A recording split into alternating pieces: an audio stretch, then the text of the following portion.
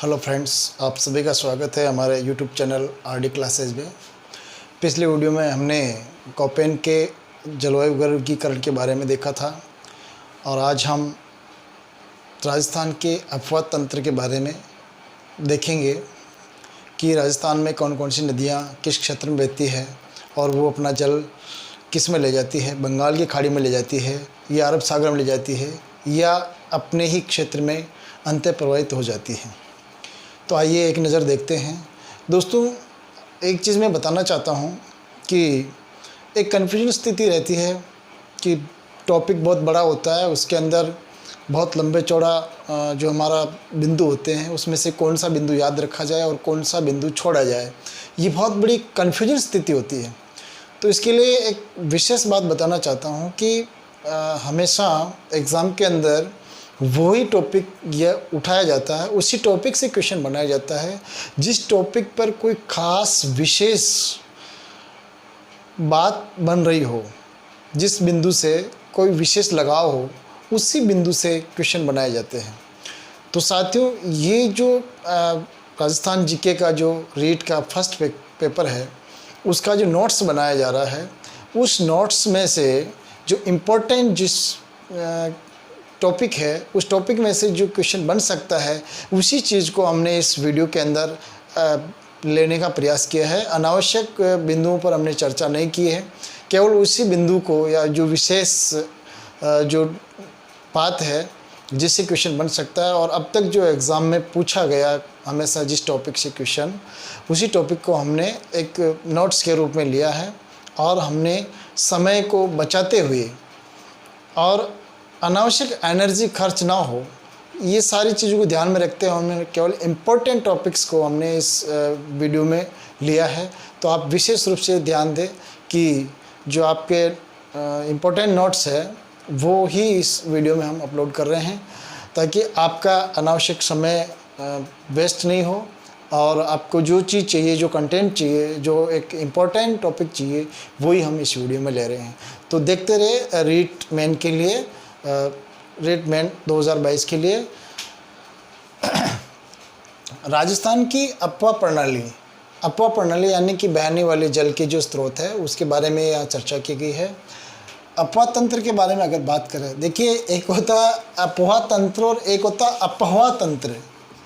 अपवाह, ये थोड़ा सा इसमें ध्यान देना है, क्योंकि एक आजकल बहुत ज़्यादा चल रहा है अफवाह तंत्र। अफवाह का मतलब होता है जो भ्रामक बातें होती है वो अफवाह होता है, और जो उस सिस्टम में काम करता है वो अफवाह तंत्र होता है। और हम बात कर रहे हैं अफवाह तंत्र की, यानी कि जो जल से संबंधित हमारी नदियां हैं उससे बात कर रहे हैं, जो जल बहा करके ले जाती है। तो आप अफवाह तंत्र पे ध्यान नहीं दे करके अपवाह तंत्र पे ध्यान दें। शब्द का एक अक्षर का अंतर है लेकिन अर्थ में बहुत परिवर्तन कर देता है, तो इन छोटी छोटी चीज़ों का हमें बहुत ध्यान रखना है।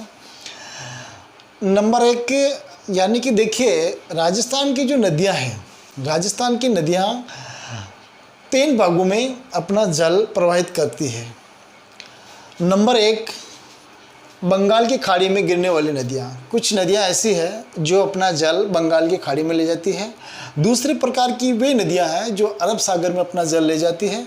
और तीसरे प्रकार की वे नदियाँ हैं जो आंतरिक भाग में, यानी कि ना बंगाल की खाड़ी में जाती है ना अरब सागर में जाती है, बल्कि वो राजस्थान के कुछ क्षेत्र में बहने के बाद उसी बहने वाले क्षेत्र में विलुप्त हो जाती है, वो गायब हो जाती है। तो देखिए, बंगाल की खाड़ी में कौन सी नदियाँ जाती है, कौन सा नदियाँ अपना जल ले जाती है। तो यहाँ पर अरावली के पूर्व भाग से निकलने वाली नदियाँ हैं, वो गंगा और यमुना के द्वारा उनके माध्यम से बंगाल की खाड़ी में अपना सारा जल ले जाती है, यानी कि ये आगे जाकर के गंगा और यमुना में मिल जाती है और वहाँ से ये अपना सारा पानी बंगाल की खाड़ी में प्रवाहित कर देती है।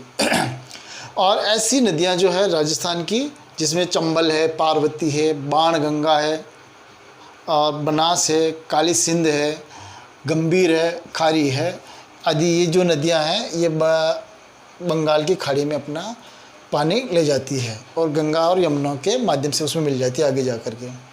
दूसरी जो प्रकार की नदियां हैं, अरब सागर में गिरने वाली नदियां हैं, ये अरावली के पश्चिम से निकलती है।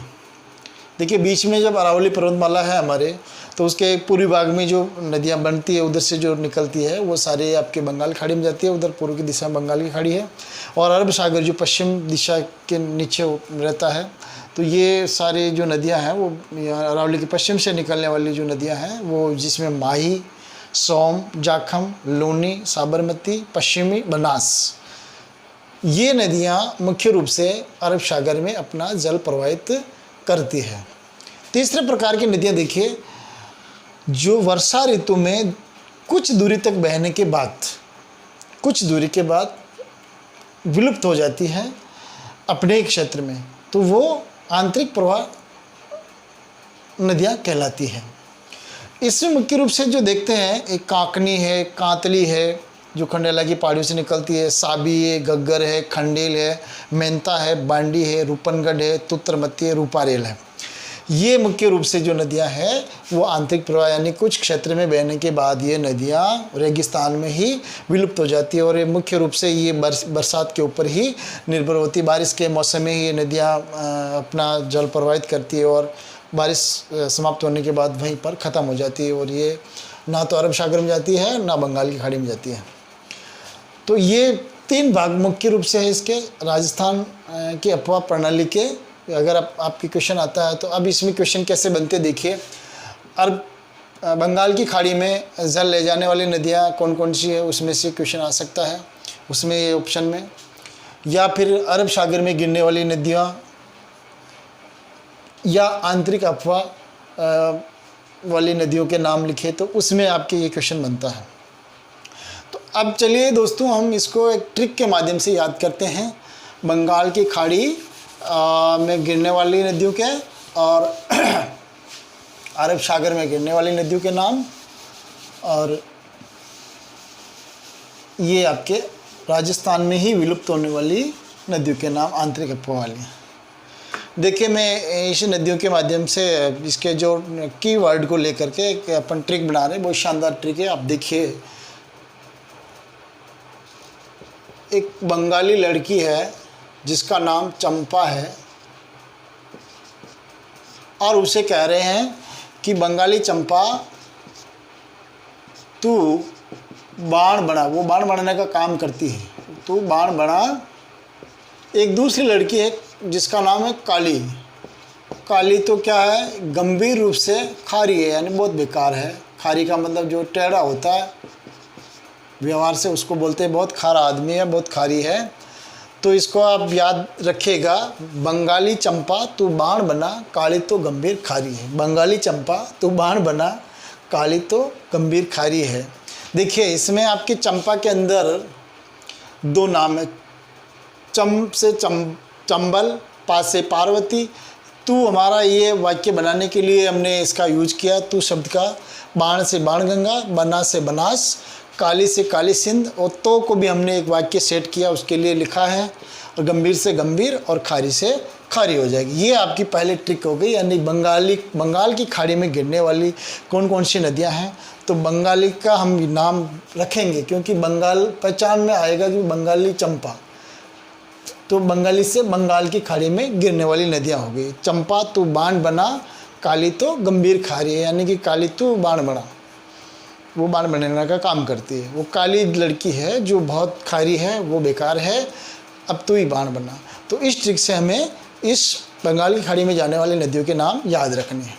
देखिए, नेक्स्ट ट्रिक क्या बनती है हमारी, अरब सागर में गिरने वाली की। अरब देश जो है बहुत ख़तरनाक देश है, उधर बहुत रिस्क भी है। तो हम इसकी एक ट्रिक बनाते हैं, और कमेंट करके भी बताना आपको हमारी ट्रिक कैसी लगी है। हमें बड़ी उम्मीद रहेगी आपके इस कमेंट की।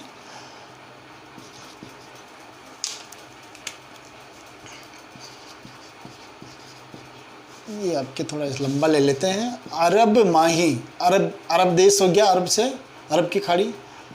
अरब माही यानी अरब में, अरब माही तो जोखम, अरब माही तो जोखम बारी। अरब माही तो जोखम भारी, यानी कि यहाँ पे आपको तो और भारी को अपन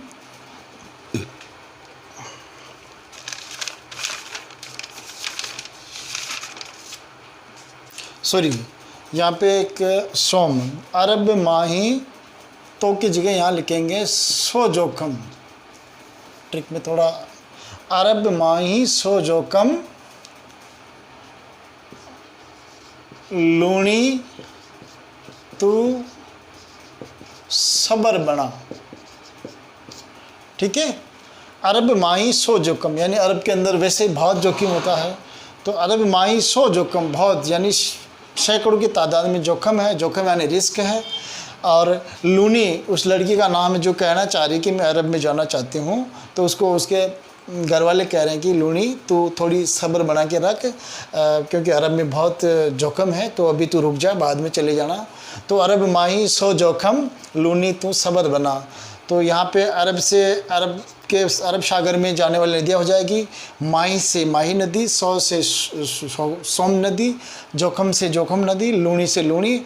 और तू यहाँ पे हमने वाक्य को पूरा बनाने के लिए यूज किया है, और सबर से साबरमती और बन्ना से पश्चिमी बनास हो जाएगी, यहाँ पे आपको याद रखना है। तो ये आपकी होगी दूसरी ट्रिक जो आप अरब सागर में जाने वाली है। तीसरी जो आपकी ट्रिक बनती है आंतरिक प्रवाह वाली, इसको भी हम ट्रिक के माध्यम से याद करना चाहेंगे। तो आंतरिक, अंत से आंतरिक हो जाएगा, अंत का कण कातली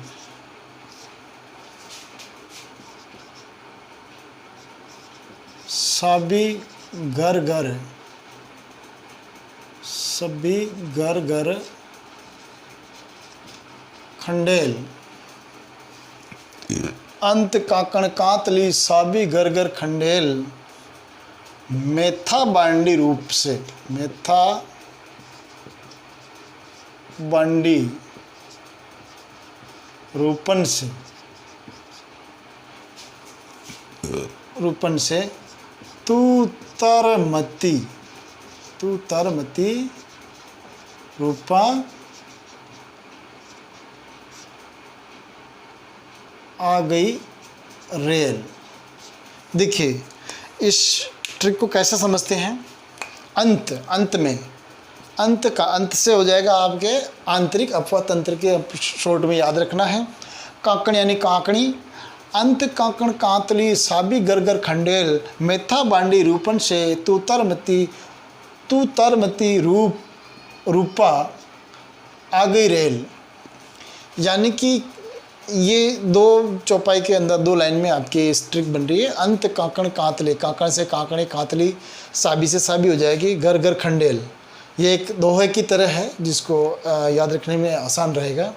मेथा बांडी, यानी कि मेथा एक लड़के का नाम है जो बांडी है रूप से, तो मेथा बांडी रूपन से तू तरमती, तू तरमती यानी तैर मत, है ना, वो पानी में तैर रही है तो उसे कह रहे कि तू तैर मत, रूपा आ गई रेल।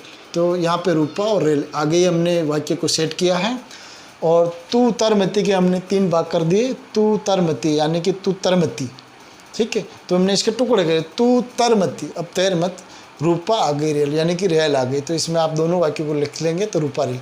तो इस तरह से आपके ये ट्रिक से जो आपकी है नदियों के नाम याद रह जाएंगे। उम्मीद करते हैं आपको ये ट्रिक पसंद आई होगी। तो आपके देखिए ट्रिक बंगाल खाड़ी वाली, बंगाली चंपा तू बाण बना, काली तो गंभीर खारी, अरब सागर का हो जाएगा अरब माई शो जखम, लूनी तू सबर बना। आंतरिक प्रवाह वाली हो जाएगी अंत काकण कातली साबी घर घर खंडेल, मेथा बांडी रूपन से तू तरमती रूपा आ गई रेल। तो इस तरह से ट्रिक हमें याद रखनी है। उम्मीद करते हैं आपको हमारी ट्रिक अच्छी लगी होगी। एक बार कमेंट करके ज़रूर बताएं कि आपको हमारी ट्रिक कैसी लगी।